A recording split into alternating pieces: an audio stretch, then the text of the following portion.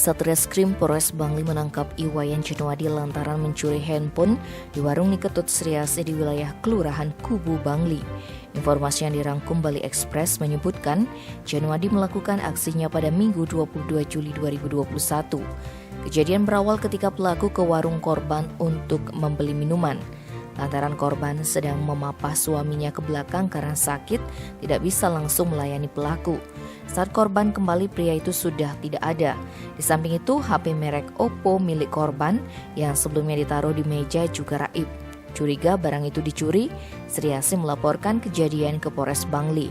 Kasat Reskrim Polres Bangli AKP Andro Yuan Eli mengatakan Januadi ditangkap Senin 1 November. Kepada polisi, tersangka mengaku awalnya tidak ada niat mencuri.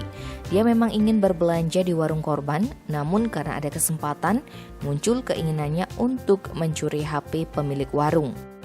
Andro menyampaikan tersangka baru kali ini mencuri, barang hasil curian itu ditukar tambah di sebuah konter HP di Tampak Siring. Tujuannya untuk menghilangkan jejak. Tim Bali Express melaporkan.